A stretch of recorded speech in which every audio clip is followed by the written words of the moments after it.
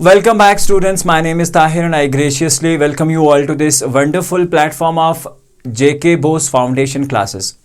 आज के इस लेक्चर में हम बात करेंगे क्लास 8th JKSCERT ने जो मॉडल पेपर दिया है और इस मॉडल पेपर को हम सॉल्व करेंगे. आज के बेसिकली मॉडल जो पेपर है हमारा उसमें हम एग्जैक्टली मैथ्स के डिस्कशंस करेंगे और आपको हर एक क्वेश्चन का सल्यूशन जो है साथ में प्रोवाइड करेंगे.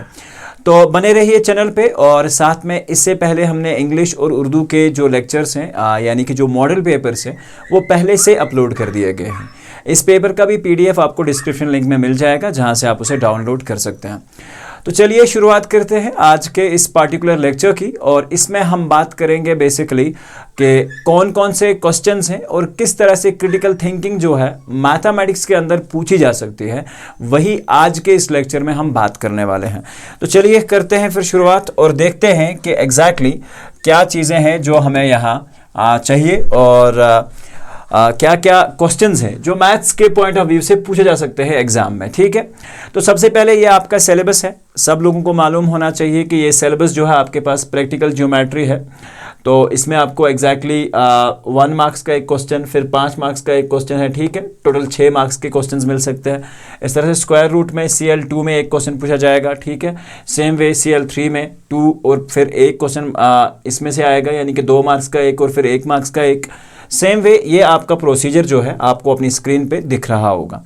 तो चलिए फिर शुरुआत करते हैं इस पेपर की और देखते हैं इस लेवल में which includes memorised and understanding of the concepts. इस तरह के क्वेश्चंस पूछे जाते हैं जो आपकी कॉग्निटिव लेवल 1 है. और दूसरे में ऑब्वियसली इसमें इंक्लूड करते हैं आपके एप्लीकेशंस लर्न कॉन्सेप्ट्स के बेस पे क्वेश्चंस पूछे जाएंगे. यानी कि अगर आपने कोई कॉन्सेप्ट पढ़ा है, कोई फार्मूला पढ़ा है, तो ये सारी चीज़ें पूछी जाएंगी. लेवल 3 के अंदर when a student sometimes needed multiple concepts to solve a problem, जब एक ही प्रॉब्लम के अंदर बहुत सारे कॉन्सेप्ट्स चाहिए होते हैं, इस तरह के प्रॉब्लम्स भी पूछे जाएंगे. तो चलिए अब बात करते हैं. इसमें जो लॉट्स हैं यानी ये समझ लेना, ये लोअर ऑर्डर थिंकिंग के क्वेश्चन है और HOTS जो है वो यानी कि हायर ऑर्डर थिंकिंग के क्वेश्चन है. आप ये भी एक्सपेक्ट करके चलें कि आपके एक्सरसाइज से आउट ऑफ द टेक्स्ट जो है क्वेश्चंस पूछे जा सकते हैं जिनमें कॉन्सेप्ट्स तो यही लगेंगे बट क्वेश्चंस डिफरेंट हो सकते हैं, जो कि इस मॉडल पेपर में भी डिजाइन हैं कुछ क्वेश्चन, वो मैं साथ साथ में आपको बताऊंगा. तो चलिए शुरुआत करते हैं इस पेपर की और सॉल्व करते हैं 1 बाय 1 हर एक क्वेश्चन.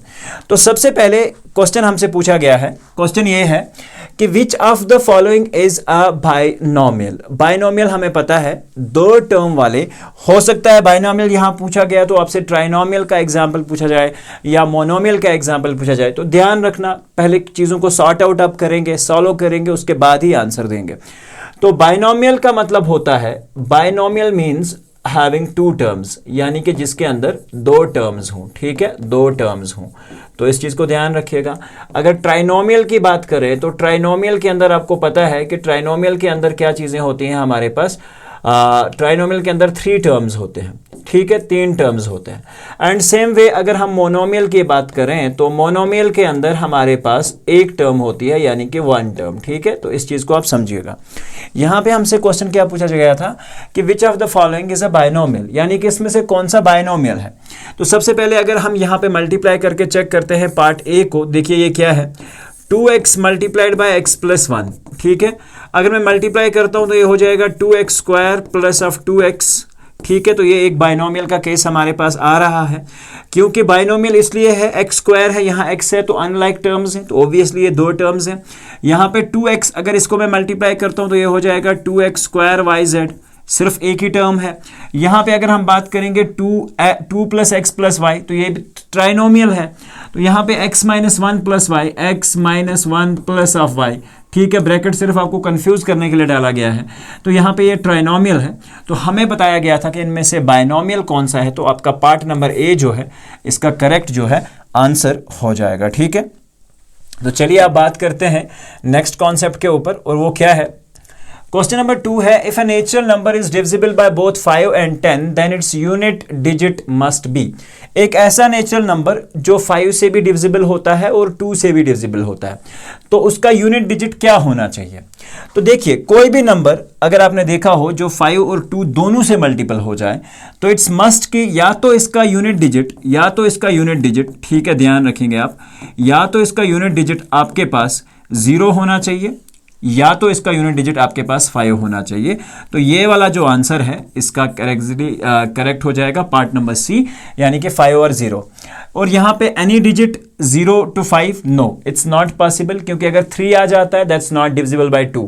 ठीक है, सो हमें एक ऐसा नंबर चाहिए जो दोनों को डिवाइड करे, इट्स डिविजिबल बाय बोथ, 5 से भी डिवाइड हो जाए और 10 से भी डिवाइड। कोई भी ऐसा नंबर जिसका लास्ट डिजिट या यूनिट डिजिट या वंस प्लेस आपके पास 0 आती है या 5 आता है, तो वो ऑब्वियसली डिविजिबल हो जाएगा इन दोनों पर्टिकुलर नंबर से। ठीक है, नेक्स्ट क्वेश्चन देखते हैं। Which formula can be applied to calculate the surface area of a cuboid if L is the length, B is the breadth, H is the height? हमें क्या बताया गया है? Surface area of a cuboid. देखिए, surface area of a cuboid क्या होता है? Cuboid के अंदर 6 सरफेसेस होते हैं, तो अगर सारे सरफेसेस को हम जमा करेंगे तो इसका एरिया आता है 2 times of LB plus 2 times of LB हमारे पास होता है। देखिए, ये एक क्यूबाइड है, अच्छे से समझिए इस क्वेश्चन को, हो सकता है वहां पे एक क्वेश्चन फिर से पूछा जाए क्योंकि इसमें एमसीक्यूज बनाए जा सकते हैं। देखिए, ये आपके पास एक लेंथ आती है, इसे हम हाइट मान लेते हैं, ठीक है, और ये हमारे पास विड्थ या आप इसे ब्रेड्थ मान लें। ठीक है, अगर इस ट्रायंगल में देखिए ये सारे पार्ट्स जो है ये लेंथ है, ये वाला पार्ट भी लेंथ है, ये वाला पार्ट भी लेंथ है। ठीक है, तो इस तरह से ये वाला 4 लेंथ्स आते हैं इसमें। ठीक है, तो अगर ऊपर वाली ट्रायंगल की हम बात करें, इसमें एक तो ये ब्रेड्थ आ रहा है यानी कि 2 टाइम्स ऑफ LB, इसलिए हम लिख रहे हैं एक तो ऊपर वाली रेक्टेंगल और एक नीचे वाली रेक्टेंगल, इसमें भी L और B आ रहा है। ठीक है, अब यहां पे अगर इस ट्रायंगल की आप बात करें, देखिए इसका विड्थ B है और हाइट H है, BH। और यहां पे अगर आप देखेंगे यानी कि दूसरी ट्रायंगल हमारे पास आएगी 2 टाइम्स ऑफ BH प्लस जो दूसरे 2 ट्रायंगल्स हैं वो कौन कौन से हैं। देखिए, अब यहां पे ये और ये की बात कर ली हमने, टॉप और बॉटम की बात कर ली, अब बचा ये, इसमें बचा है हमारे पास H और L plus 2 times of H and then L। ठीक है, अब देखिए इसमें से कौन सा ऑप्शन करेक्ट है? 2 टाइम्स ऑफ LB होना चाहिए। तो सबसे पहले L into B into H, that's the volume case. 2 times of L plus B plus H, ये भी नहीं आएगा। तो यहाँ पे आप देखिए 2 टाइम्स ऑफ BH। ठीक है, और यहाँ पे भी एक चीज़ अगर आप समझेंगे, 2 टाइम्स ऑफ LB, देखिए यहाँ पे 2 टाइम्स ऑफ LB है हमारे पास, 2 टाइम्स ऑफ BH वो भी है हमारे पास। कंफ्यूज करने के लिए HL को उल्टा पलट लिख दिया है, LH कर दिया है, ताकि जो आपको फार्मूला जनरली हम HL में लिखते हैं तो इस तरह से आपको याद ना रहे। तो this is the C part, that's going to be the correct answer for this particular question. Let's move with the next part. क्या है? Every even number is divisible by 3, 2, 4 and 5। So इसका आंसर है हर कोई even number जो है वो divisible by 2 होता है। मे बी आप कंफ्यूज एक चीज़ से हो जाएं, और वो चीज़ क्या है कि सर 4 से क्या डिवाइड हो सकता है। तो देखिए, कुछ इवन नंबर्स 4 से डिवाइड हो सकते हैं, दैट्स पॉसिबल। 5 से भी हो सकते हैं, कुछ इवन नंबर 3 से भी हो सकता है, जैसे 33 से भी हो सकता है। बट यहाँ पे एवरी की बात की रही है, तो हर कोई इवन नंबर जो है that's actually a multiple of 2। ठीक है, वो मल्टीपल ऑफ 2 है, so it's exactly divisible by 2 as well. So obviously answer इसका 2 हो जाएगा। चलिए अब बात करते हैं पार्ट नंबर 5 के बारे में। The value of 5 raised to the power -1। ठीक है, ये वैल्यू जो है ये है 5 रेज़्ड टू पावर -1। बात को समझिएगा। ठीक है, अगर हमारे पास value of 5 raised to power -1 की हम बात करें, देखिए ये है एक्चुअली हमारे पास एक condition, if you have a raised to the power of a negative m, exponents, laws of exponents. ठीक है, एक्सपोनेंट्स एंड पावर्स में से एक कॉन्सेप्ट है। अगर आपके पास नेगेटिव पावर होता है तो नेगेटिव पावर को हम ऐसे लिखते हैं 1/a raised to power n। इसको डिनोमिनेटर में लाते हैं तो पावर का वैल्यू चेंज हो जाता है। जैसे अगर मेरे पास है 5 raised to power -1, so I will write it as 5 raised to power -1, I will write as 5 raised to power 1। तो ये हो जाएगा 1/5। तो 1/5 जो है आपका करेक्ट आंसर है। ठीक है, चलिए अब बात करते हैं नेक्स्ट क्वेश्चन की। नेक्स्ट क्वेश्चन में देखिए आपसे क्या पूछा गया है। नेक्स्ट क्वेश्चन में पूछा गया है, how do we calculate the area of a figure, area of a given figure. और गिवन फिगर आप यहाँ पे देख रहे हैं, ये पिछले में बनी हुई है 5 सेंटीमीटर और 10 सेंटीमीटर। एक रेक्टेंगल है, चारों एंगल 90-90 दे रखे हैं, तो रेक्टेंगल है। एरिया ऑफ रेक्टेंगल क्या होता है? Length multiplied by breadth. ठीक है, एरिया ऑफ रेक्टेंगल होता है हमारे पास लेंथ मल्टीप्लाइड बाय ब्रेड्थ। अच्छे से ध्यान रखिएगा, लेंथ 5 सेंटीमीटर और एरिया जो है वो 10 सेंटीमीटर है। और इसी चीज को अगर हम समझें यहाँ पे, ठीक है, देखिए हमारे पास क्या ऑप्शंस दे रखे थे? हमारे पास ऑप्शन दे रखे थे 2 टाइम्स, यहाँ पे लेंथ ब्रेड्थ आप देख लें 5 टाइम्स और 10, 5 10, यानी कि जहां पे भी हमें 5 और 10 का मल्टीप्लिकेशन मिलेगा that's going to be the answer. ठीक है, यहां पे देखिए ये पेरीमीटर के लिए है। ठीक है, ये हमारे पास एग्जैक्टली पेरीमीटर के लिए कॉन्सेप्ट है। 2 times of length plus breadth, ये पेरीमीटर ऑफ रेक्टेंगल होता है। इस चीज़ को भी आप यहाँ से समझ लें कि अगर कोई क्वेश्चन आ जाता है जो आपका ओरिजिनल एग्जाम होगा, फाइनल एग्जाम, तो यहाँ पे अगर आप देखोगे यहाँ प्लस में है, यहाँ स्क्वायर में है, कोई भी इनमें से करेक्ट नहीं है। So this part is going to be the correct answer, जहाँ लेंथ मल्टीप्लाइड बाय ब्रेड्थ का एरिया दिया हुआ है। एरिया ऑफ रेक्टेंगल हम ऐसे ही कैलकुलेट करते हैं। Next part, if the question number 4, if the area, ठीक है, ये आपका लेवल 2 का क्वेश्चन है, ठीक है, तो आप समझिए, थोड़ा सा आप लेवल बढ़ते जाइए धीरे धीरे। तो if the area of A square shaped field is 16a square, हमें दिया हुआ है एक एरिया, एक स्क्वायर शेप्ड फील्ड है, ध्यान रखिएगा, इसका हमें एरिया दे रखा है 16a स्क्वायर, ठीक है, 16a स्क्वायर। स्क्वायर फील्ड है तो हमें एक चीज तो पता है कि इसका हर कोई साइड जो है, यानी कि चाहे हम इस साइड की बात करें चाहे हम इस साइड की बात करें, ऑल आर एग्जैक्टली इक्वल, सबके सब जो है वो बिल्कुल इक्वल है, ठीक है, तो साइड सारे इक्वल हैं। हमें पता है कि एरिया ऑफ ए स्क्वायर किसके बराबर होता है, आप सब कहोगे sir area of A square होता है हमारे पास साइड स्क्वायर। तो हमारे पास साइड ही मैंने लिख दिया, तो मेरे पास साइड ही अननोन क्वांटिटी बना देता हूं मैं यहाँ पे। साइड स्क्वायर हमारे पास दे रखा है किसके बराबर है, 16a raise to power 4, 16a raise to power 4। अब हमें क्या चाहिए, हमें यह पूछ रहा है कि if the area of a square shaped field is 16a square metre square, what is the length of its side, side का लेंथ आपने निकालना है। तो साइड स्क्वायर आ गया हमारे पास। देखिए अगर मैं साइड को ऐसे ही रखता हूं, स्क्वायर को उस तरफ ले जाऊंगा, तो ये रूट हो जाएगा, root of 16a square a raise to power 4, sorry, ठीक है। अब यहां पे आप एक चीज को समझिए कि अगर मुझे साइड निकालना है तो क्या मैं इसे ऐसे लिख सकता हूं, ठीक है, रूट ऑफ 16 को हम अलग कर लेते हैं, multiplied by root of a raise to power 4 को हम अलग कर लेते हैं, ठीक है। बात को समझिए, अब मैं यहां से स्टेप क्या करूंगा। नाउ अगर हम आगे बढ़ेंगे, रूट ऑफ 16 सबको पता है सर ये 4 के बराबर होता है, ठीक है। यहां पे अगर a रेज़ टू पावर 4 की बात की जाए, देखिए a रेज़ टू पावर 4 को क्या मैं ऐसे लिख सकता हूं, यानी कि रूट के अंदर क्या मैं इस वैल्यू को जो मेरे पास a रेज़ टू पावर 4 है, क्या मैं इसे अगर ऐसे लिखूं तो आपको कोई एतराज नहीं होना चाहिए, a square and whole square. बात तो सही हो गई ना, यानी कि a raise to power m raise to power n की फॉर्म में मैंने लिख दिया, बट कहानी तो वही है ना, मैंने लिखा तो वही, इसका फॉर्म चेंज के देखिए, स्क्वायर और रूट कैंसिल। यहां पे भी आप क्या काम करोगे, जब आपके पास ये सिचुएशन आ जाएगी, a स्क्वायर और इसको आप होल स्क्वायर लिखोगे, स्क्वायर और रूट कैंसिल हो जाएगा, तो आपके पास साइड बचेगा 4a स्क्वायर। क्या कोई ऑप्शन है हमारे पास साइड का जो कि 4a स्क्वायर हो? Yes, we have this option number C. तो ये आपका आंसर जो है वो हो जाएगा, ठीक है। देखिए तो ये रहा हमारा आंसर, और ये वाला आंसर जो है इसका परफेक्ट आंसर हो सकता है। हो सकता क्या है? चलिए ओके, तो चलिए बात करते हैं अब नेक्स्ट कॉन्सेप्ट के बारे में। देखिए बहुत सिंपल सा क्वेश्चन पूछा गया है। We know that 2 multiplied by 2 3 times, 5 multiplied by 3 times as well, and 5 again 3 multiplied 2 times, and a square is exactly equal to 900 a square, 9000 a square. What least number should be multiplied with 9000 a square so that it will be a perfect cube? ठीक है, सबसे पहले हमें एक चीज समझनी होगी कि जो परफेक्ट क्यूब होता है, परफेक्ट क्यूब में हर कोई प्राइम फैक्टर जो होता है, जो भी प्राइम फैक्टर होगा, इट्स इंपॉर्टेंट कि हर कोई prime factor it should be in triplets. ठीक है, ये किस में होना चाहिए? ट्रिपलेट्स के अंदर होना चाहिए। तो देखिए अगर मैं 9000 a स्क्वायर की बात करूं जो हमारे पास दे रखा है, इसके प्राइम फैक्टर्स में अगर इस 2 की हम बात करें तो ये तो ट्रिपलेट में है, यानी कि 3 बार है तो ठीक।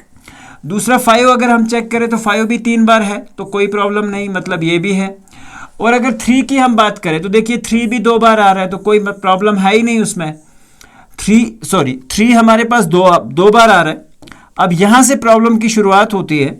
3 हमारे पास स्क्वायर है और a भी हमारे पास स्क्वायर ही है।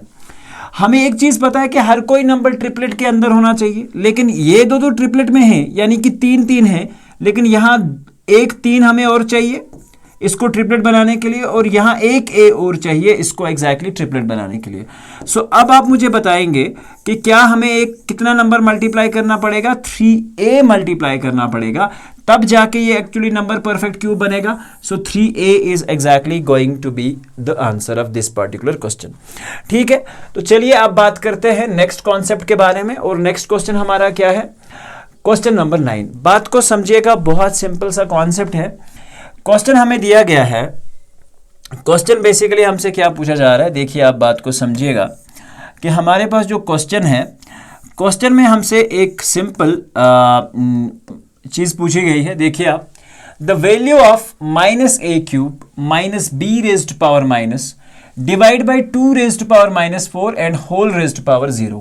देखिए ये सारा रेज्ड पावर 0 है, तो इसका मतलब क्या हुआ कि लॉन्ग ब्रैकेट को छोड़ के इसके अंदर आने वाली सारी क्वांटिटी जो है लॉन्ग ब्रैकेट के अंदर, इसका रेज्ड टू द पावर 0 है, तो इसका मतलब है anything raised to the power 0 that's exactly equal to 1। तो ये हमारे पास 1 हो गया। And is whole raised to the power minus of 100 किसके बराबर है? Minus of 100। और हमें बताया गया कि आप वैल्यू बताओ किसका? इस सारी क्वांटिटी का -1 के साथ। Let's check it out. 1 raise to the power -100 को अगर हम चाहें तो ऐसे भी तो लिख सकते हैं डिनोमिनेटर में using a raise to the power minus of m का concept, that if you have a negative power so you can actually write it in the form of a upon a raised to the power m। ठीक है, बात को समझिए। अब यहां एक चीज है कि माइनस जब हम करेंगे तो यहां आप देख सकते हैं 1 upon 1 raised to power, आपको पता ही है 1 upon 1 raised to power 100 is 1 minus 1। Answer क्या आएगा आपका? 0। So yes, D part 0 is here the correct answer for the same. ठीक है, अब आगे बढ़ते हैं और समझते हैं नेक्स्ट कॉन्सेप्ट। और क्या है वो नेक्स्ट कॉन्सेप्ट? देखिए क्वेश्चन नंबर 10 में बहुत सिंपल सा क्वेश्चन है, क्रिटिकल थिंकिंग पे बेस्ड क्वेश्चन है। क्वेश्चन क्या कह रहा है? Observe the given rectangle and identify the situation in which its area will B 2.5 times of x। देखिए सबसे पहले हम एरिया निकालने की बात करते हैं। एरिया x यूनिट्स का लेंथ है और यहां से 2 यूनिट्स का लेंथ है। यहां देखिए आप बात को समझिएगा, x मल्टीप्लाइड बाय 2 यूनिट्स, तो कितना हुआ हमारे पास एरिया? 2 times of x। ठीक है, यानी कि 2 टाइम्स ऑफ x। अगर ये x यूनिट्स था, ये 2 यूनिट्स था, एरिया ऑफ ए रेक्टेंगल होता है लेंथ मल्टीप्लाइड बाय ब्रेड्थ, तो x को जब हम 2 से मल्टीप्लाई करेंगे तो 2x हो गया। लेकिन हमें बताया जा रहा है कि एग्जैक्टली ये एरिया कब होगा? 2.5 times of x। 2.5 times of x। बात को समझिएगा अब यहां पे देखिए, ये पहला कंडीशन है, if its length is increased by 1/2 units. अगर लेंथ को हम इंक्रीज करते हैं 1/2 यूनिट से, लेंथ जो है अगर उसे मैं इंक्रीज करूंगा तो ये हो जाएगा 2 + 1/2। ठीक है, यानी कि इतना लेंथ को मैंने इंक्रीज कर दिया। क्या इससे पॉसिबल है? अगर आप चेक करके भी कहोगे कि लेंथ को अगर हम इतना बढ़ाएंगे तो ऑब्वियसली है आपके पास ये इसका जो x यूनिट्स है, अब इसके साथ इसे आप मल्टीप्लाई करके भी चेक करोगे, you will not reach to this particular result 2.5 of x। ठीक है, अब इसमें जो एग्जैक्ट आंसर है इसका वो ये है कि अगर इसकी ब्रेड्थ को हम 2.5 यूनिट से इंक्रीज कर दें। देखिए ब्रेड्थ हमारे पास कितनी थी? 2 यूनिट्स थी। 2 यूनिट्स को अगर हम 2.5 में इंक्रीज करते हैं, इफ यू बेसिकली इंक्रीज, ठीक है, अगर इस लेंथ को हम यहां पे इंक्रीज करते हैं तो ये हमारे पास एग्जैक्टली उन यूनिट्स के बराबर हो जाएगा। देखिए लेंथ हमारे पास ऑलरेडी 2 यूनिट्स है। ठीक है, if it's breadth is increased by, increase का मतलब है एक्स्ट्रा, तो देखिए 2 प्लस हमारे पास कितना है, कितना इंक्रीज किया जाना चाहिए? 2.5 यूनिट्स प्लस 2.5। ठीक है, बात को समझिएगा। 2.5 की अगर हम बात कर रहे हैं यहां पे मिक्स्ड फ्रैक्शन में, तो 2 + 2.5। तो यहां से एक चीज हम कर सकते हैं काम, कि अगर इसमें से हम एक काम करें, 2 सिचुएशंस हैं, मैं इजी वे आपको बताने की कोशिश करूंगा कि अगर 2 है तो यहां से हम 2 2s are 4 and 1 that's exactly going to be 5 divided by 2। ठीक है, तो आंसर क्या आ जाना चाहिए आपके पास? आंसर आ जाना चाहिए 7 डिवाइडेड बाय 2, क्योंकि इन दो का answer 2 2s are 4, 4 and 1 is 5, 5 divided by 2 हो जाएगा। देखिए यहां पे समझिएगा इस चीज को, बहुत सिंपल है। ओके, 2 हमारे पास ऑलरेडी है, 2 हमारे पास ऑलरेडी है, और इस 2 को अगर हम ऐसे ही रखते हैं, इसको मिक्सड फ्रैक्शन को चेंज करेंगे 2.5 को, तो ये 2 2s are 4 + 5 डिवाइडेड बाय 2 हो जाएगा। ठीक है, अब अगर इन चीज़ को हम क्रॉस मल्टीप्लाई एलसीएम ले लेंगे, 2 2s are 4 आ जाएगा, प्लस 5 आ जाएगा डिवाइड बाय 2, यानी कि ये आ जाएगा 9 डिवाइड बाय 2। ठीक है, 9 डिवाइड बाय 2, और हमारे पास ये इसकी ब्रेड्थ हो गई multiplied by x, 9 divide by 2। ठीक है, मल्टीप्लाइड बाय एक्स। लेकिन हमें बताया जा रहा है कि इसका एरिया आना चाहिए 2.5 ऑफ एक्स के बराबर। ठीक है, कि क्या इंक्रीज करें कि ये सिचुएशन हमारे पास आ जाए। ठीक है, यानी कि 5/2।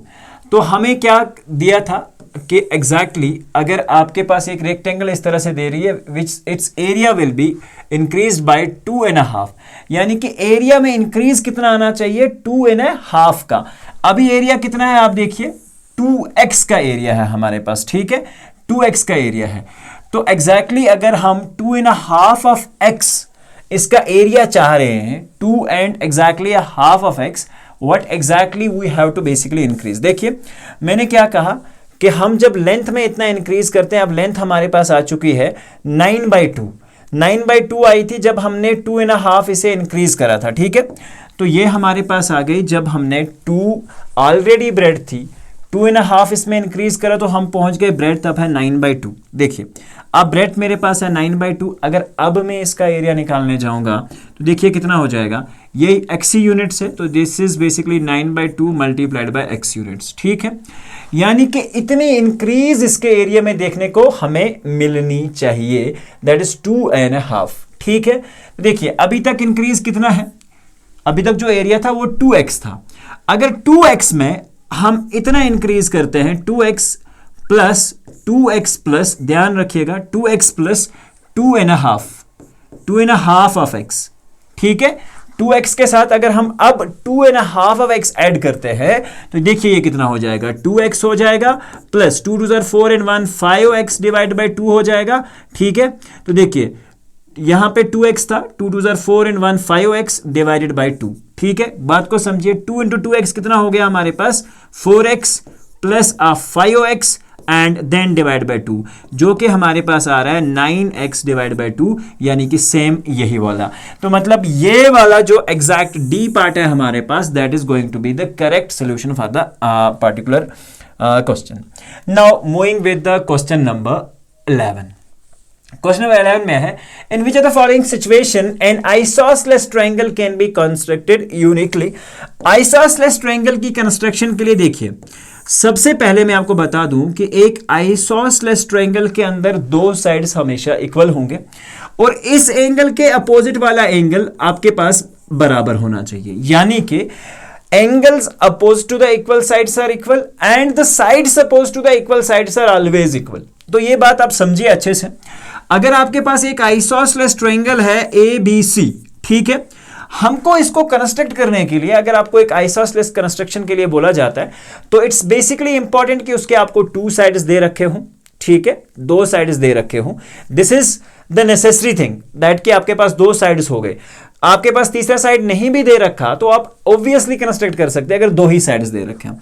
लेकिन यहां के जो सिचुएशंस है, if measure of all it is 3 angles are given, no, अगर एंगल्स आर 3 एंगल्स भी दे रखे हैं तो हम आइसोसेलेस ट्रायंगल नहीं बना सकते। ठीक है, यूनिक वे में नहीं बना सकते, यानी कि यूनिक वे का मतलब है जितना आपको लेंथ का एंगल चाहिए होगा या जितना आपको लेंथ का जिसे हम कहते हैं ब्रेड चाहिए होगा या जितना आपको कोई साइड इसका चाहिए होगा प्रॉपर मेजरमेंट का, वो आप नहीं बना सकते। हाँ, अगर आपके पास 3 एंगल्स दे रखे हैं तो उसके हिसाब से आपके जो इंस्ट्रूमेंट्स हैं उनका यूज करके आप एक आइसोसेलेस तो बना सकते हैं, लेकिन यूनिक का मतलब है कि जो आपको डिजायर्ड साइड्स चाहिए होते हैं वो नहीं बना पाएंगे। तो उसके लिए आपके पास जो पार्ट नंबर सी है that is the correct option. Part number C में क्या है, if the measure of one of its equal sides दे रखा हो and the measure of one of its equal angle is given. ठीक है, equal angle हमारे पास दे रखा होना चाहिए तो आप एग्जैक्टली इस साइड को बना सकते हैं। तो चलिए बात करते हैं अब नेक्स्ट कॉन्सेप्ट के बारे में। क्वेश्चन नंबर 12 है। क्वेश्चन नंबर 12 में पूछा गया है कि अगर आपके पास एक कंडीशन है, कंडीशन क्या है देखिए बात को, कंडीशन हमारे पास है x square plus of 2x square plus of 3x square plus of 4x square and then plus of 5x square is equal to 60। Then find the value of x। आपको value of x निकालना है। देखिए सबसे पहले x square, ये 1x square है, ये 2x square, ये 3x स्क्वायर, 4x स्क्वायर और 5x स्क्वायर है।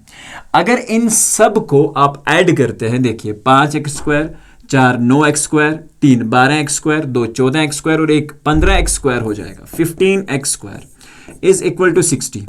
अगर मैं एक्स स्क्वायर को यहीं रख के 15 को उधर ले जाऊंगा तो that 60 divide by 4, 60 divide by 15, 15 4 जार 60, आपके एक्स स्क्वायर का वैल्यू आ रहा है 4.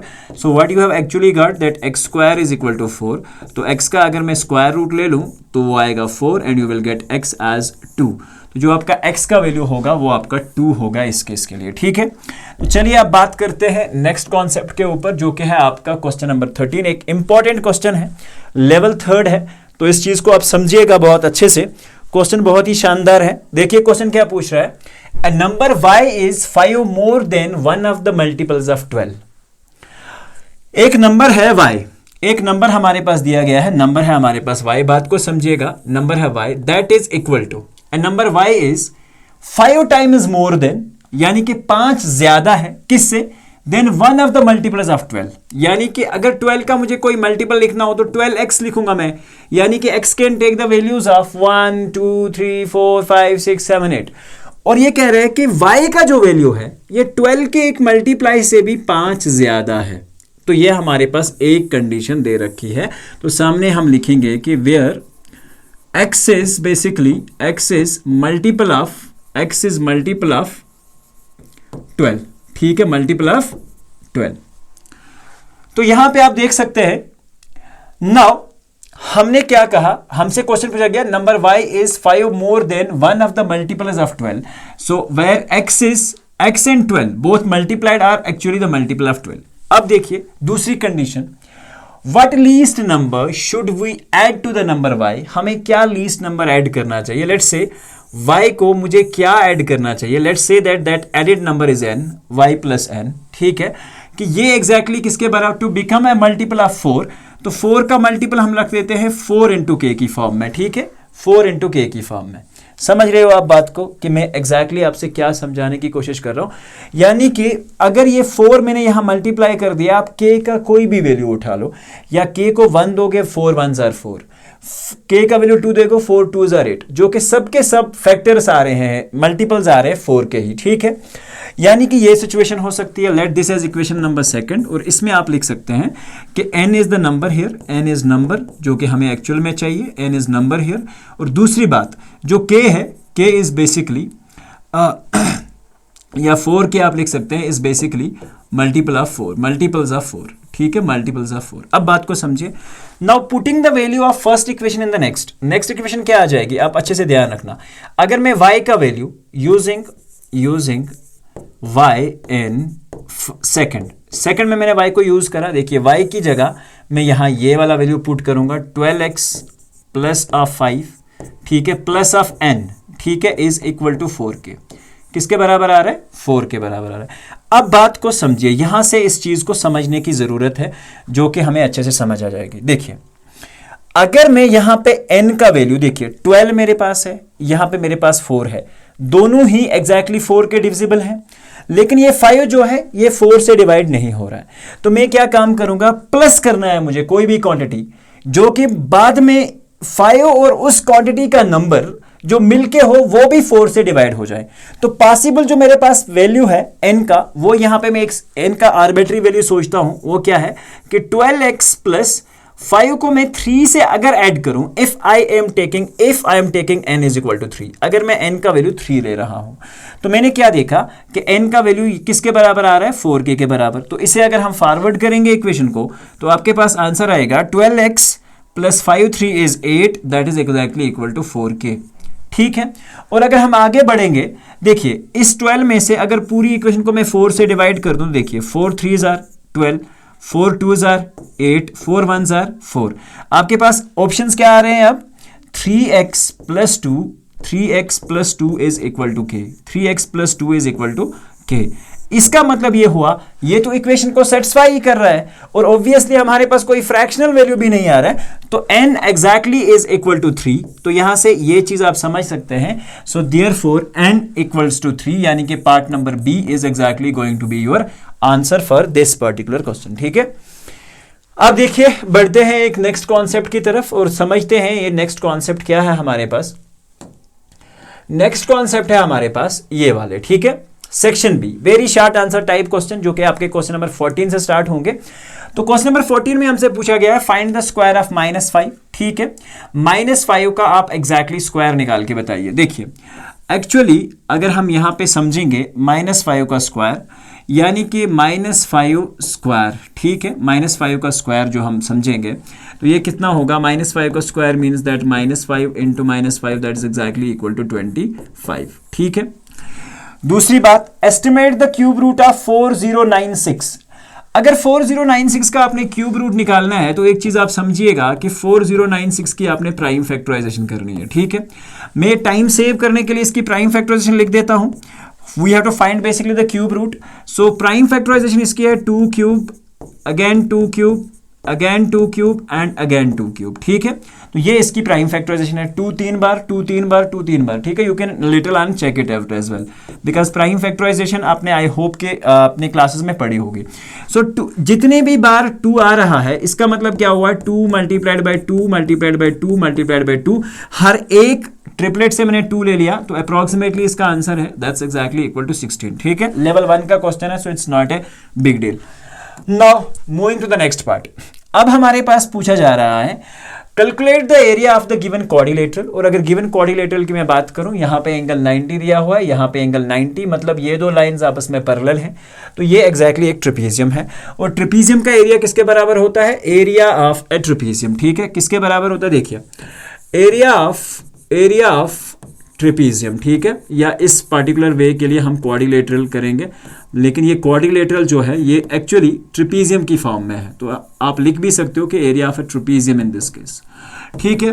देखिए वो किसके बराबर होता है, 1/2 of height multiplied by the sum of opposite sides, यानी कि जो पैरेलल साइड से उनका सम। 1/2 ऑफ परपेंडिकुलर हाइट कितना है इसका, 10 multiplied by 10 into sum of the sides 12 plus 20, तो 12 प्लस 20, तो 2 5s आर बेसिकली 10, तो ये 5 हो जाएगा। अंदर क्या बचा हमारे पास 32, so 5 multiplied by 32, 5 2s are basically 10, 5 3s are 15 and 1 is 16, तो 160 मीटर, क्योंकि ये मीटर्स में है तो मीटर स्क्वायर इसका जो है वो एरिया हो जाएगा, ठीक है। फार्मूला फॉर ट्रेपीजियम भी है जो आप अच्छे से देख सकते हैं, ठीक है। Now moving with the next part here and let's go with this particular question. यहाँ पे आप एग्जैक्टली अगर देखना चाहें इस क्वेश्चन को, ठीक है, बहुत सिंपल सा एक क्वेश्चन दिया हुआ है हमारे पास। क्वेश्चन ये है कि given below is the data of 3 kinds of the fruits sold by a shopkeeper. 3 तरह के फ्रूट्स जो है एक शॉपकीपर सोल्ड करता है, बेचता है ड्यूरिंग अ वीक।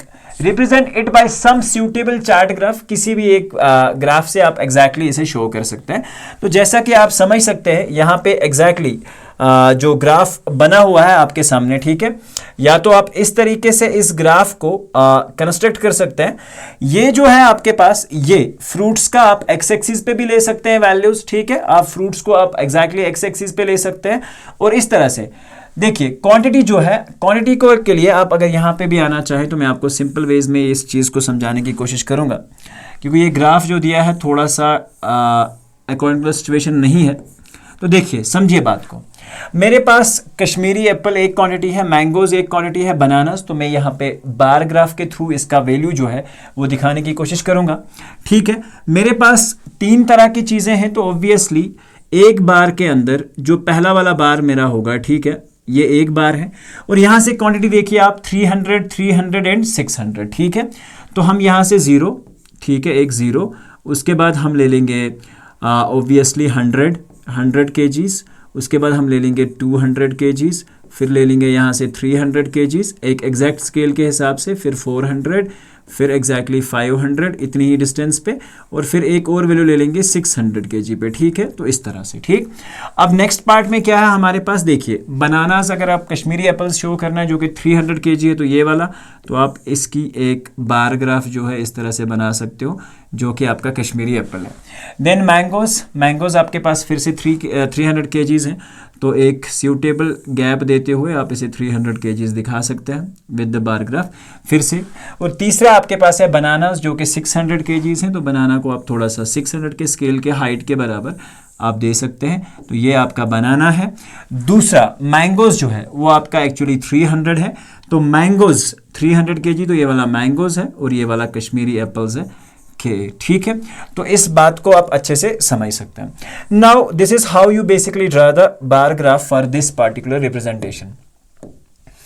अब देखिए नेक्स्ट क्वेश्चन जो है हमारे पास बहुत सिंपल सा एक क्वेश्चन है, बहुत आसान सा एक कॉन्सेप्ट है. देखिए क्वेश्चन बहुत लंबा है बट इसका जो बेसिक थीम है वो यहां से स्टार्ट होता है.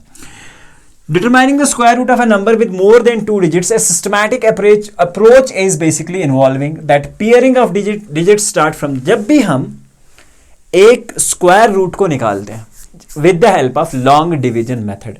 देखिए मान के चलो मेरे पास कोई इवन नंबर ऑफ डिजिट्स है, ठीक है, मेरे पास कोई even number of digits. Suppose that मैंने एक नंबर ले लिया और नंबर है हमारे पास 400, ठीक है, नंबर है हमारे पास 400. बात को समझिएगा, जब मैं राइट से ग्राफ बनाते आऊंगा, ठीक है, जब मैं राइट से ग्राफ बनाते आऊंगा यहां पे, ठीक है, और लेफ्ट से, हमारा तरीका क्या है कि हम राइट से पॉइंट्स को लेफ्ट की तरफ आते हैं बनाते हुए. मैंने एक 8 नंबर ऑफ डिजिट्स का एग्जांपल लिया है, आप समझिएगा बात को. अब मैंने अगर मैं ऐसा काम करता हूं, देखिए अब मैंने बेसिक रूल को अप्लाई करा कि हम जब बी स्क्वायर रूट निकालते हैं with the help of long division method तो हम राइट से लेफ्ट की तरफ पेयरिंग करते हैं. हमने पेयरिंग की, उसके बाद हम लॉन्ग डिवीजन मेथड से जाते हैं. देखिए मैंने अब जब लॉन्ग डिवीजन मेथड को सॉल्व करा तो देखिए 2 2 जार कितना हो गया मेरे पास 4. तो यहां से ऊपर से क्या आ जाएगा, पेयर ऑफ जीरोस आ जाएंगे, ठीक है. तो नेक्स्ट स्टेप में मुझे क्या काम करना है, इसको डबल करना पड़ेगा और यहां से यहां पे एक एग्जैक्टली एक नंबर लेना पड़ेगा जो एग्जैक्टली मुझे मल्टीप्लाई हो जाए. तो ऑब्वियसली कंडीशन के हिसाब से 0 फिट हो रहा है, 0 0 जार 0, 0 2 जार 0, तो you got the answer as 20, ठीक है. अगर इसी क्वेश्चन को ये कह रहा है कि ये एक तरीका है हमारे पास और फिर हमसे पूछा गया है अगर सम कंडीशन हमारे पास ऐसी हो, किस तरह की, which circumstances does the result is same different as the authentic result when pairing of digits from the left side. In case the result is different from the authentic result, will it be more or less than the arithmetic result? हमसे पूछा गया है कि अगर हम ऐसा ना करके उल्टा हम क्या काम करेंगे, स्क्वायर रूट निकालने की कोशिश करें. जैसे मैंने 400 को लेफ्ट से निकाला तो आपने देखा कि 20 इसका परफेक्ट स्क्वायर आया. अब अगर मैं 400 को लेफ्ट से पेयरिंग करते हुए जाता हूं, देखिए ये हमारे पास केस है तो ये हमारे पास केस हो जाएगा. हमें पता है कि जो पेयर हमारे पास पहले बनेगा उसको हम डिवाइड करने जाएंगे तो इसके हिसाब से क्या होना चाहिए, 6 6 हजार 36. तो यहां से क्या आ गया हमारे पास, ध्यान रखिए यहां से हमारे पास आ जाएंगे 4, ये बन जाएगा 40, ठीक है. और इस 6 को जैसे हम डुअल करेंगे तो ये 12 आ जाएगा, ठीक है. ऑब्वियसली यहां पे आप देखोगे कि ये एक अप्रॉक्सिमेट वैल्यू जो है हमें देगा, क्योंकि अगर हम डिजिट्स को रिवर्स करते तो वैल्यू इंक्रीज हो रहा है. आप देख रहे हैं अभी तक आपने क्या देखा, 400 का जो परफेक्ट स्क्वायर था वो कितना था, 20 था, लेकिन यहां पे कितना निकल के आया. आप देखिए अगर यहां से आगे हम जाना चाहें तो देखिए 1 0 है, हाँ पेयरिंग के हिसाब से हमारे पास 1 0 ऊपर से डाउन आएगा. अब हमने क्या किया, 6 को जैसे ही हम डबल करेंगे तो ये 12 हो जाएगा. नेक्स्ट डिजिट हमें चाहिए कि हम इससे साथ क्या मल्टीप्लाई करें, तो ऑब्वियसली फिर से यहां पे अगर आप देखेंगे तो 0 हमें लेना पड़ेगा, ठीक है. 0 हमने लिया तो यहां क्या हो रहा है, तो वैल्यू हमारा इंक्रीज होके 60 पे पहुंच गया. ऐसा तो पॉसिबल ही नहीं है, वैल्यू इंक्रीज हो रहा है. अब दूसरी जगह पे हमसे पूछा गया था when there is even number of digits in the number, when there are odd number of the, जब ऑड है तो नंबर इंक्रीज हो जाएगा वंस यू रिवर्स, ठीक है. जैसे ही आप अपने पेयरिंग का शेड्यूल रिवर्स करते हैं तो in case of odd numbers आपका वैल्यू इंक्रीज हो जाएगा, ऑरिजिनल से आपका वैल्यू मोर हो जाएगा, ठीक है. और अगर हम इवन नंबर की बात करें, let's talk about some even numbers. Even number of digits की बात हो रही है, यानी कि डिजिट्स आपके पास इवन नंबर्स के होने चाहिए, ठीक है. जैसे मेरे पास ये डिजिट्स हैं. अब देखिए इस केस में हम क्या काम करेंगे, चलिए कोई और नंबर ले लेते हैं, एक्सेप्शन ले लेते हैं, 0 के बगैर कोई ऐसा नंबर ले लेते हैं. देखिए मैं एक नंबर ले लेता हूं 1296, ठीक है. 1 डिजिट, 2 डिजिट, 3 डिजिट और 4 डिजिट, यानी कि 4 number of digits, even number of digits. अब हम क्या काम करेंगे, यहां पे देख लीजिए, अच्छे से ध्यान रखिएगा. जब भी मैंने यहां इसे डिवाइड करने गया, ठीक है, तो आप देखिए कॉलम के हिसाब से मेरे पास क्या हो जाएगा. राइट से जब मैं कॉलम करने आया तो एक इसके ऊपर, एक इसके ऊपर. अब देखिए क्या होगा, यहां पे 12 से छोटा परफेक्ट स्क्वायर हमारा 3 है, सो 3 3s आर बेसिकली 9, ठीक है, क्योंकि 4 4 आर 16 ज्यादा हो जाएगा. तो 3 3s आर, जैसे हम 9 करेंगे 12 - 9 आंसर कितना आना चाहिए आपके पास 3, ऊपर से आपके पास 9 और 6 उतर के आ जाएगा, ठीक है. तो नेक्स्ट स्टेप में आप क्या काम करेंगे, नेक्स्ट स्टेप में आपने जो काम करना है वो ये है कि आप अपने स्टेप को डबल कर देंगे, जो भी आपने क्वोशिएंट लिया था उसे आप डबल करेंगे। ठीक है, अब मेरे पास सामने 6 है, तो 6 लाने के लिए दो ऑप्शन है, या तो आप 4 4 से जाएंगे या तो आप 6 6 से जाएंगे। 4 4 16 हमें देता है रूल के हिसाब से, और दूसरा है या तो 6 6 से हमें मल्टीप्लाई करना पड़ेगा तब 6 आएगा। लेट्स चेक विद द 6, क्योंकि 6 इसका परफेक्ट स्क्वायर है, तो 6 6 आर 36। देख लीजिए आप, 3 कैरी हो जाएगा, 6 6 36 3 9, आंसर क्या आया आपका 36। अब हम क्या काम करते हैं कि डिजिट्स को रिवर्स करके चेक करते हैं। ठीक है, नंबर यही था, 1296 था, 1296 था। अब देखिए इवन नंबर के केस में अगर मैं नंबर्स को रिवर्स करूंगा, ठीक है, बात समझिएगा, नंबर्स को मैंने रिवर्स किया, अभी मैंने राइट से पार्किंग किया, सॉरी बार ड्रॉ करे थे, अब मैंने लेफ्ट से ड्रॉ करे, कोई फर्क पड़ेगा क्या? ठीक है, तो आप कहोगे सर ऑब्वियसली इस केस में कोई फर्क नहीं पड़ेगा, तो ये ऑथेंटिक रिजल्ट के बराबर होगा जब exactly even number of digits का केस होगा। बट अगर ऑड नंबर का केस है तो ये डिजिट से ज्यादा हो जाएगा, जो कि ऑथेंटिक रिजल्ट है उससे ज्यादा हो जाएगा। आई होप कि ये क्वेश्चन मैं आपको समझा सका और अच्छे से क्लियर कर सका। Let's move to the part number 19। बहुत सिंपल सी कहानी फिर से एक बार पूछी जा चुकी है। To find the least number by which 57,600 is to be multiplied, ठीक है, 57,600 is to be multiplied so that it would be becoming a perfect cube, we proceed as follows। ये कह रहे हैं कि हम इस तरह से फॉलो करेंगे, कैसे? We factorize the given numbers, हम given number को factorize करते हैं और ये factorization हमारे पास आ रही है। We observe that we need 30 least number which is to be multiplied with this to make it a perfect cube। अब यहाँ पे देखिए हमने एक क्वेश्चन ऑलरेडी करा कि 57600 में एक चीज थी हमारे पास, मैंने आपको कहा था कि अगर नंबर परफेक्ट क्यूब है तो हर कोई नंबर किस में होना चाहिए? प्रॉपर ट्रिपलेट्स के अंदर होना चाहिए। देखिए ये यहां पे आप देख सकते हैं सिर्फ एक 4 हमारे पास ट्रिपलेट में है, ये 5 भी स्क्वायर में है, देखिए एक 5 स्क्वायर में है, हमारे पास एक 2 स्क्वायर में है और हमारे पास एक 3 भी स्क्वायर में है, एक सिर्फ 4 का ट्रिपलेट बराबर बना हुआ है। मतलब हमें क्या क्या चाहिए? इसको ट्रिपलेट बनाने के लिए एक और 5 चाहिए, इसको ट्रिपलेट बनाने के लिए एक और 2 चाहिए, इसको ट्रिपलेट बनाने के लिए एक और 3 चाहिए। 5 2s are 10, 10 3s are 30, तो यानी कि 30। यस, अभी तक करेक्ट है। ये कह रहा है कि हमने ऑब्जर्व किया कि हमें 30 नंबर चाहिए इसको मल्टीप्लाई करने के लिए। ठीक बात, कोई मसला नहीं। चलिए अब बात करते हैं why did we factorize the given number into prime factors? Because we wanted to make sure that whether the numbers or the factors exist in triplets or not. This is the answer for this particular question. Next, how did we come to know that 30 is the only least number needed to multiply this to make it a perfect cube? With the help of prime factorization, we found that the numbers 5, 2 and 3 are not in triplets. So this helped us to calculate the values that what should be multiplied to make it perfect cube, that is the numbers which are exactly missing in the case of prime factorization, which is already did in this case as well.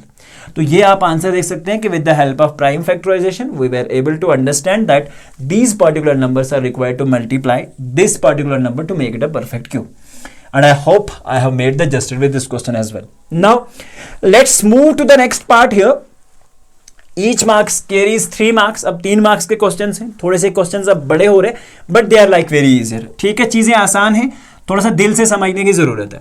Simplify a into a square into a plus, तो पहले simplify कर लेते हैं। a into a square plus of a plus of 1 plus of 5 and find the value of a is equal to -1। चलिए पहले सॉल्व कर लेते हैं। a into a square a cube plus a into a square plus a one ज़र a, और यहां पे देखिए आप सामने क्या हो जाएगा प्लस ऑफ 5। ठीक है, समझिए अब बात को।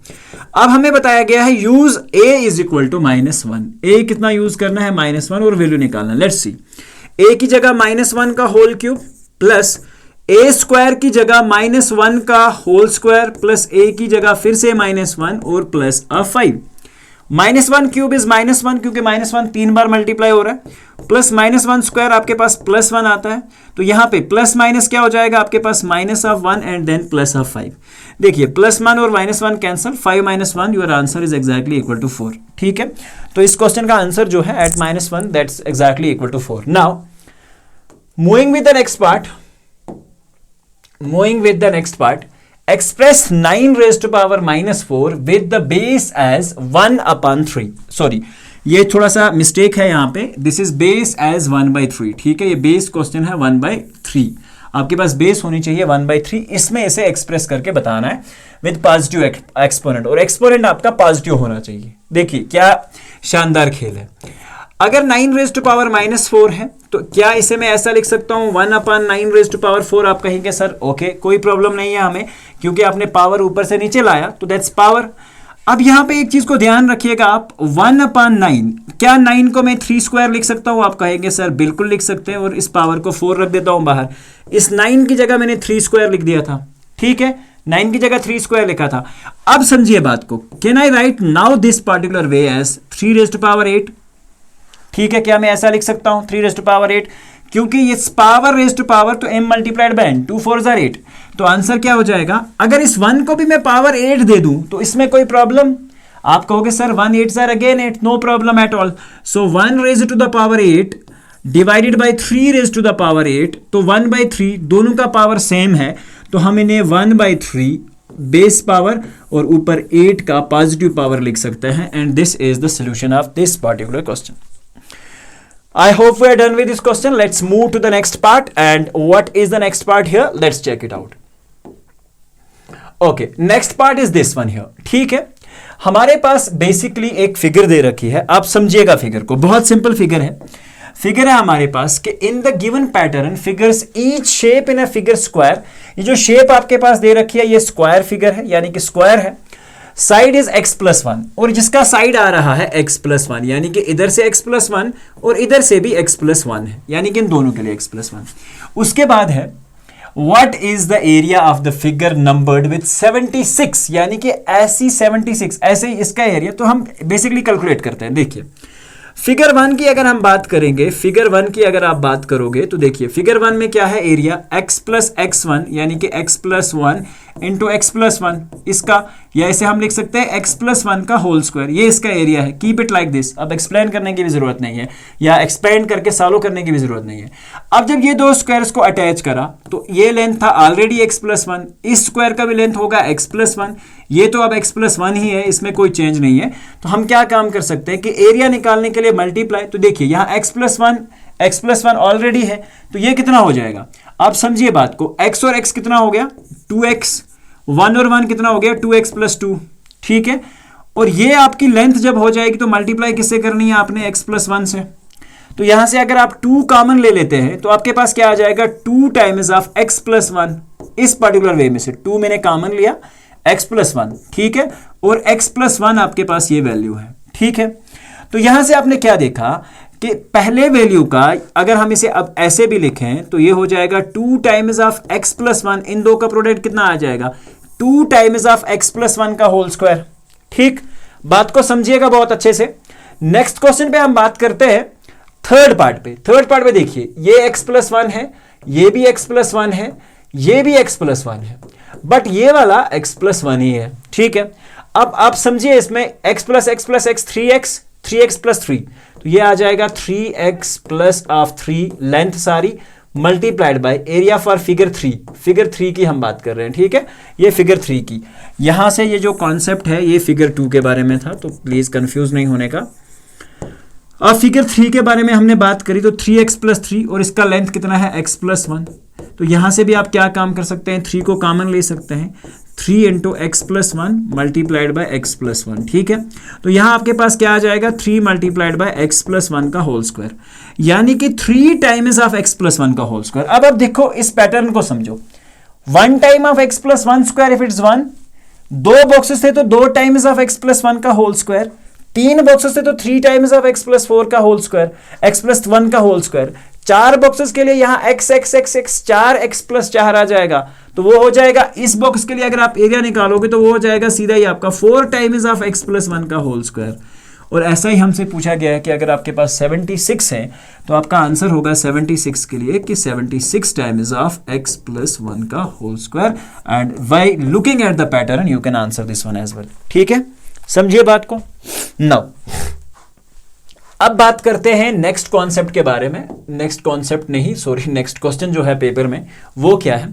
अब देखिए ये बात को थोड़ा सा समझिएगा, क्वेश्चन बहुत आसान है लेकिन थोड़ा लंबा लिखा हुआ तो उसे डरने का नहीं, मतलब बहुत सिंपल है। ये भी क्रिटिकल थिंकिंग पे बेस्ड क्वेश्चन है, ठीक है, ध्यान रखिए। A milk woman sold milk to her customers by using the vessel marked as 1 liter capacity। एक मिल्क वुमेन है जो कि अपने कस्टमर्स को मिल्क बेचती है। ऑब्वियसली मिल्क बेचेगी अगर मिल्क में वुमेन है तो, ठीक है। तो ऑब्वियसली यहां पे आप एक चीज का ध्यान रखेंगे, ठीक है। अगर इसके ऊपर मार्क लगा हुआ है 1 लीटर का, क्या लगा हुआ है 1 लीटर का। अब क्वेश्चन क्या है, आफ्टर 1 मंथ यानी कि जो कि 30 डेज होता है, she came to know that the vessel actually contains 900 ml। उसे पता चलता है कि ये जो वेसल जिसके ऊपर लिखा हुआ 1 लीटर है, इसमें लेकिन जो अमाउंट आती है वो सिर्फ 900 ml ही है, ठीक है। तो उसे बड़ा गिल्टी फील हुआ कि मैंने जो काम करा है वो बड़ा गलत है। she decided to give the leftover milk to her customer without letting them know about it। उसने कहा कि ये जो एक्स्ट्रा मैंने हर महीने में 100 ml कम दिया है, मैं अपने कस्टमर्स को ये देना चाहती हूं, लेकिन कस्टमर को पता नहीं चलना चाहिए, यानी कि उसे कुछ एक्स्ट्रा देना पड़ेगा उनको। She brought another cylindrical measuring vessel of radius 5 centimetre. उसने एक और वेसल लाई जिसका रेडियस जो था, रेडियस कितना दे रखा था, ध्यान रखिएगा, रेडियस दे रखा था 5 सेंटीमीटर। कितना, 5 सेंटीमीटर। एंड हाइट थी 14 सेंटीमीटर, और हाइट दे रखा था इस वेसल का कितना सेंटीमीटर, हाइट दे रखा था 14 सेंटीमीटर, ठीक है, 14 centimetre. Now, for how many days she needs to use the new measuring vessel so that the customer will get exactly quantity of the leftover milk। ठीक है, अब देखिए ये जो सिलेंड्रिकल वेसल इसने लाया, अब हमें इसका वॉल्यूम जो है वो निकालना पड़ेगा। तो वॉल्यूम ऑफ सिलेंडर किसके बराबर होता है भाई साहब, बहुत सिंपल। वॉल्यूम ऑफ सिलेंडर की जब हम बात करते हैं तो सिलेंडर का बेस सर्कुलर है, इसकी हाइट कितनी है, हाइट h है, तो यानी कि pi r square and then h। तो पाई का वैल्यू 22/7 इंटू आर स्क्वायर क्या आपके पास, रेडियस का square, that's 5 square, 5 multiplied bye 5 into height कितनी है हमारे पास 14। देखिए 2 और 7, 2 7s are 14, 22 into 25, 22 multiplied by 25 multiplied by 7, तो ये आंसर टोटल आ जाएगा 1100, ठीक है, 1100 ml, ठीक है, 1100 millilitre, sorry if it's in millilitres, okay, centimetre, ठीक है, सॉरी ये है सेंटीमीटर क्यूब में। बात को समझिएगा, कहाँ पे थे हम, ओके यहाँ पे, सॉरी। तो ये आएगा हमारे पास, क्योंकि इसका डायमेंशन दिया हुआ है सेंटीमीटर क्यूब में, तो दैट इज सेंटीमीटर क्यूब, और हमें दिया हुआ है कि एग्जैक्टली 1 सेंटीमीटर क्यूब में 1 ml आता है। तो हमें ये कंडीशन क्वेश्चन में वहीं से मेंशन है कि 1 सेंटीमीटर क्यूब में 1 ml आता है, तो मतलब 1100 सेंटीमीटर क्यूब में अब कितने आएंगे, 1100 ml। अब इसने ये डिसाइड किया कि अगले महीने के लिए ये 1100 ml अपने कस्टमर्स को देगी। तो पिछले महीने में एग्जैक्टली अगर इसने 100 ग्राम हर दिन कम दिया था, और ये चला था कितने दिन के केस का, 30 डेज के लिए, तो 11 इंटू 30 डेज कितना हो जाएगा, यानी कि 3000 ml इसको एग्जैक्टली देना पड़ेगा। अब हर दिन ये कितना दे रही है एक्स्ट्रा, 100 ml दे रही है, तो obviously she needs exactly 30 days to cover this up, क्योंकि हर दिन उसने 100 ml काटा था और हर ही दिन वो 100 ml एक्स्ट्रा दे रही है, तो ऑब्वियसली 30 दिन उसको वापस लगेंगे इसको रिकवर करने में। और let's move to the next part. Next part क्या है, नेक्स्ट पार्ट है आपका क्वेश्चन नंबर 24। क्वेश्चन नंबर 24 में क्या है हमारे पास, बहुत सिंपल सा क्वेश्चन है, लॉजिकल है। क्वेश्चन बता रहा है कि अगर आप डिवाइड करने जाते हो 1000 के साथ, ध्यान रखना अच्छे से, आपने 1000 को डिवाइड करा, 1 लाख है आपके पास, 1 लाख को जब आप डिवाइड करते हैं 1000 के साथ, ध्यान रखिएगा 1 लाख को जब आप 1000 के साथ डिवाइड करते हैं, आफ्टर डिवाइडिंग बाय 7 के साथ डिवाइड करते हैं, तो रिमाइंडर जो रहता है वो कितना है, रिमाइंडर रहता है 5, ध्यान रखिएगा। अब जब आप बेसिकली 10,000 के साथ डिवाइड करते हैं 7 को, तो रिमाइंडर रहता आपके पास 4, ध्यान रखिएगा। अब अगर नेक्स्ट क्वेश्चन है 100 के साथ आप डिवाइड करने जाते हैं, ठीक है, 100 के साथ आप डिवाइड करने जाते हैं, सॉरी 100 है, ओके 100 है, देखिए 100 के साथ आप डिवाइड करने जाते हैं 7 को, ठीक है, तो आपके पास जो आंसर रहता है वो है 6, ठीक है, वो है एग्जैक्टली 6, ध्यान रखिएगा। और जब आप इसे, सॉरी 1000 का केस भी था हमारे पास, 1000 के साथ जब डिवाइड किया 7 को तो आंसर आया आपका 6, ठीक। उसके बाद जब आप 100 से डिवाइड करेंगे 7 को तो आपके पास रिमाइंडर का केस आ रहा है, वो कितना है, एग्जैक्टली हमारे पास है 2 के बराबर, ठीक है, समझिए बात को। 5 4 6 एंड 2। देखिए अब इस सिचुएशन को समझिएगा कि अगर 1,10,000, 1000 और 100 को 7 से डिवाइड करते हैं तो ये रिमाइंडर्स आते हैं। अब हमें बताना है without actually dividing, find the remainder when 1107 is divisible by 7 also, ठीक है, शो यूर वर्किंग, और आपको अपनी वर्किंग भी दिखानी है। अब समझिए, अगर आपके पास जो ये नंबर दे रखा है, देखिए आपके पास नंबर है 1 लाख, ठीक है, 11,107, जब ये 7 से डिवाइड होगा तो आपके पास रिमाइंडर क्या होगा, ये हमें बताना है। देखिए इस 1 लाख को अगर मैं इसके सम अप की फॉर्म में लिखूं, यानी कि एक्सपेंडेड फॉर्म में, तो देखिए ये एग्जैक्टली कितना हो जाएगा, 1 लाख पहला, यानी कि एक्सपेंडेड फॉर्म में 1 लाख। उसके बाद दूसरा कितना आएगा, ये वाला, यानी कि इसका मैं प्लेस वैल्यू इस नंबर का लिख रहा हूं। अब मैं इस नंबर का प्लेस वैल्यू लिख रहा हूं तो 1 विद 4 zeros। अगेन जब मैं इस नंबर पे पहुंचा तो 1 विद 3 zeros। जब मैं इस नंबर पे पहुंचा तो 1 विद 4 zeros, ठीक है, 1 with 2 zeros only, sorry 2 zeros only. अब यहां से ध्यान रखिएगा 1 विद 2 zeros ऑनली। उसके बाद क्या बचा मेरे पास, 0, ये तो 0 ही है, और डिवाइड बाय 7। अब लास्ट पे बचा हमारे पास 7, तो 7 ऑब्वियसली जब 7 से डिवाइड करेंगे तो उसका आंसर क्या आएगा। जब मैंने इसके साथ, मतलब सॉरी इस क्वांटिटी को मैंने यहां लिख दिया है, 1 लाख में डिवाइड करता हूं तो आंसर आता है 5, 10,000 डिवाइड करता हूं 7 से तो आंसर आता है 4, यानी कि रिमाइंडर आता है 4। इसको डिवाइड करता हूं तो रिमाइंडर आता है 6, इसको डिवाइड करता हूं तो रिमाइंडर आता है एग्जैक्टली 2। अब अगर इसको भी डिवाइड करूंगा तो रिमाइंडर क्या आएगा, 7 को, तो 0, रिमाइंडर आएगा 0। समझिए बात को, यानी कि अगर मैं इंडिविजुअली सबको डिवाइड करूं, इस पूरी क्वांटिटी के अलग अलग पार्ट्स को डिवाइड कर रहा हूं, यहां 5 रिमाइंडर है, यहां 4 6 2, और इस 7 को डिवाइड करने जाऊंगा तो 0। मतलब एक्चुअल में आप देखिए यहां पे 5 4 इज 9, 9 और 6 आपके पास कितना हो गया, 15 और 2 17। यानी कि ये सारे नंबर को जब मैंने डिवाइड करा तो 17 एक ऐसा नंबर है जिसे मैं डिवाइड अभी तक नहीं किया हूं, ठीक है। यानी कि ये अगर इसे मैं 7 से डिवाइड करता हूं तो 7 2s आर बेसिकली 14, तो यहां इसमें कितना बचेगा हमारे पास, 3। तो बेसिकली जब आप इस सारे नंबर को 7 से डिवाइड करेंगे तो आपका आंसर होगा 3। इस तरह का कोई भी क्वेश्चन आता है तो please make sure that you are actually following this concept, ताकि आप इसे अच्छे से कर पाए, ठीक है। अब एक ग्राफ है हमारे पास दिया हुआ, 10 days actual and forecasted temperature for a locality, observe it's carefully and answer, ठीक है। सबसे पहले हम ग्राफ को रीड आउट करते हैं। यहां पे ग्राफ के ऊपर टेम्परेचर दे रखा है और यहां पे ग्राफ के ऊपर एग्जैक्टली डेज दे रखे हैं, यानी कि डे 2, डे 4, इसमें जो एक सिंबल है बीच में वो डे 1 को डिनोट करेगा, डे 4, डे 5, डे 6, डे 7 पे।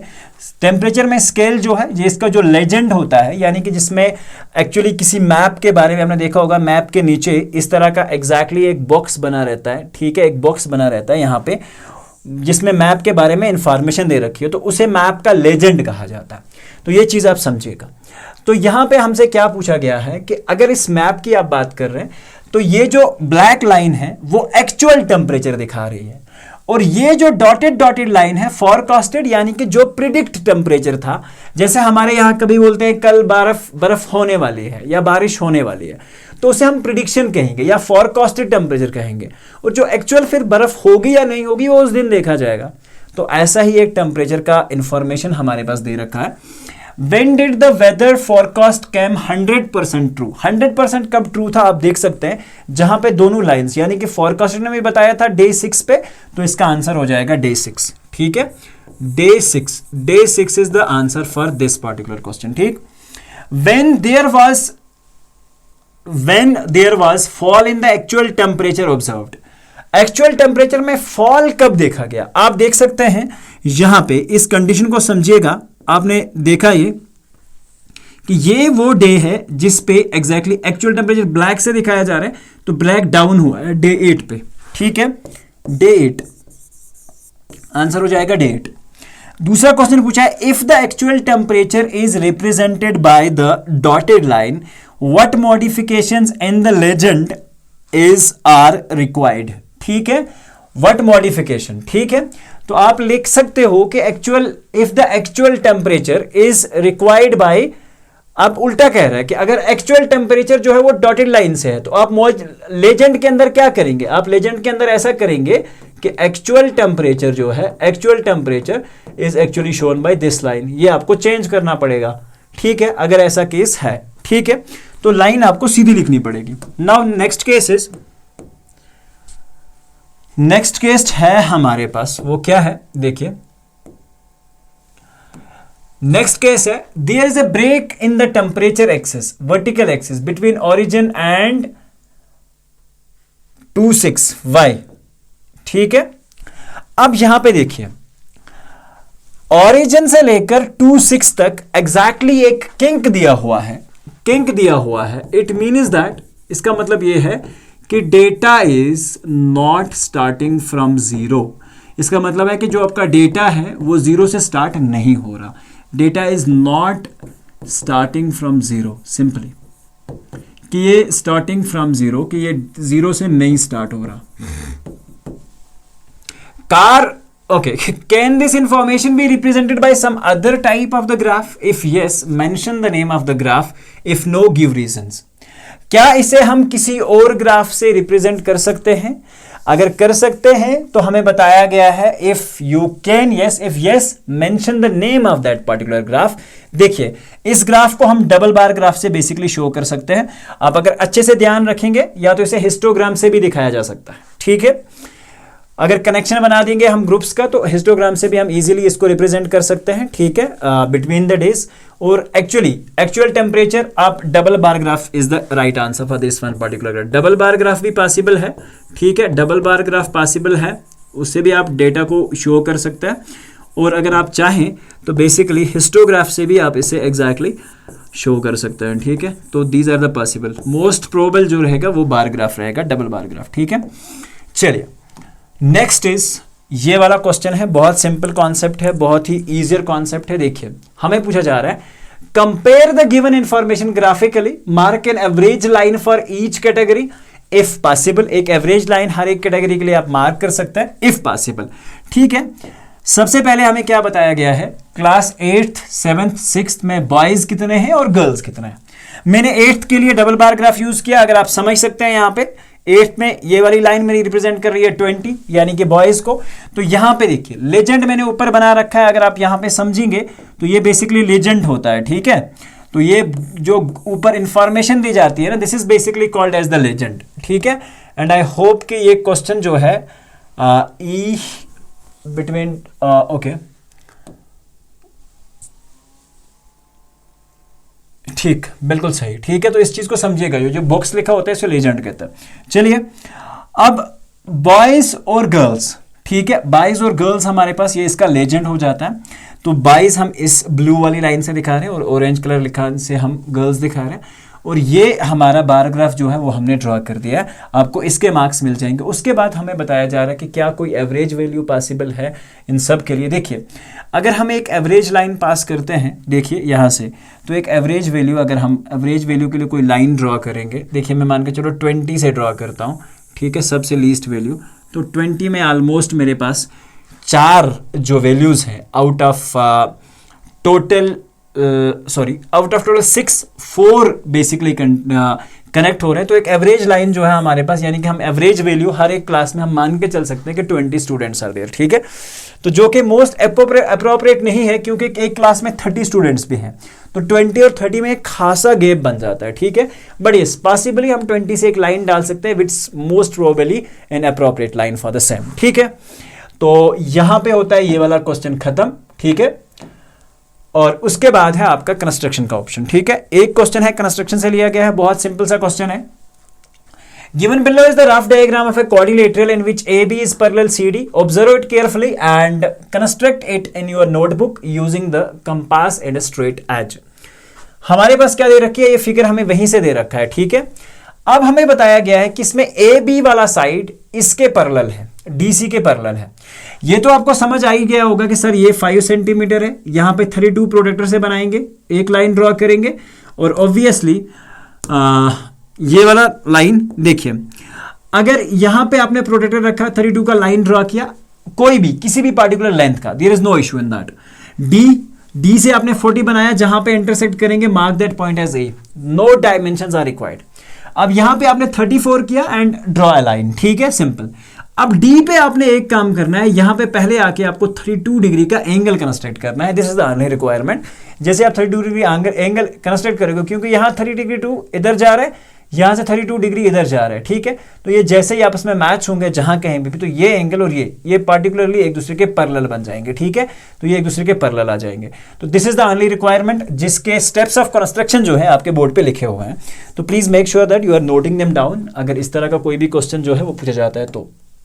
Next, construct a rhombus whose each diagonal is length is 6 cm and it's a special type of rhombus, if yes give a reason, ठीक है। देखिए, सबसे पहला स्टेप आप क्या करेंगे, रामबस का डायगोनल केस दिया हुआ है, सबसे पहले हम एक लाइन ड्रॉ करेंगे जो कि होगी 6 सेंटीमीटर, ठीक है। देखिए, एक लाइन आपने ड्रॉ करनी है 6 सेंटीमीटर, आपने एक लाइन ड्रॉ करी यहां पे, उसको मार्क किया कि भाई साहब ये 6 सेंटीमीटर है, ठीक है। उसके बाद एक कॉन्सेप्ट आता है लाइन बाइसेक्टर का। लाइन बाइसेक्टर के लिए हम क्या काम करते हैं, एक लाइन लिया, ठीक है, मुझे नहीं पता है कि इसका सेंटर क्या है, तो यहां से आपका कंपास का पॉइंटर एंड रखा, पेंसिल एंड को ओपन किया, इतना ज्यादा ओपन करना है कि कम से कम रेडियस से ज्यादा हो, सॉरी हाफ से ज्यादा हो। आपको एक आइडिया लग रहा है कि यहां कहीं हाफ हो सकता है इसका, तो आपने ओपनिंग जो उसकी करनी है हाफ से ज्यादा करनी है।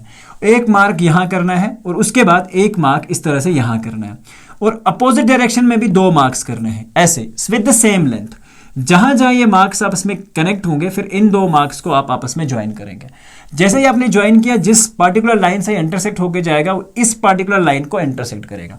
तो इस तरफ बचा 3 सेंटीमीटर, इस तरफ बचा 3 सेंटीमीटर। देखिए, जैसे ही आप ये लाइन ड्रॉ की तो ये 3 सेंटीमीटर हो गया, ये भी 3 सेंटीमीटर हो गया। अब ये जो ऊपर से लाइन आ रही थी, सेंटर से मेजर करके यहां से लेकर यहां तक 3 सेंटीमीटर का आप स्केल से काट लो, यहां से 3 सेंटीमीटर आप देख लो और उसके ऊपर एक पॉइंट मार्क कर दो। Then join this line, join this line, join this line, join this line and your required rhombus is ready, ठीक है। और इसके लिए जो स्टेप्स ऑफ कंस्ट्रक्शन रिक्वायर थे वो हमने ऑलरेडी आपकी स्क्रीन पर लिखे हुए हैं, and please make sure that you are writing a board. और इसी चीज का, इस सारी राइटिंग्स का और इस सारे सॉल्यूशंस का पीडीएफ जो है आपको डिस्क्रिप्शन लिंक में मिल जाएगा, but you have to make a simple payment of 10 rupees to get this PDF, ठीक है। तो पीडीएफ लिंक पे आप जाएं और उसे आप इजीली कनेक्ट कर सकते हैं, और एक पेमेंट गेटवे पे आपको रिडायरेक्ट किया जाएगा। आपको अपना नाम लिखना है, अपना कॉन्टैक्ट नंबर मेंशन करना है और अपना जीमेल मेंशन करना है। जैसे ही पेमेंट सक्सेसफुल होती है तो हम आपको यहाँ से आपके ईमेल पे जो है आप ऑटोमेटिकली आपको फाइल जो है वो सेंड कर दी जाएगी। तो चलिए, आई होप कि आपके सारे कॉन्सेप्ट्स ही क्लियर हुए होंगे। थोड़ा सा लंबा हो गया आज का लेक्चर, बट आई होप कि ये सारी चीजें क्लियर हो गई होंगी। तो मिलते हैं इंशाल्लाह एक नई वीडियो में और एक नई एनर्जी के साथ, क्योंकि एक और सिंपल पेपर भी हम मैथ्स का सॉल्व करेंगे।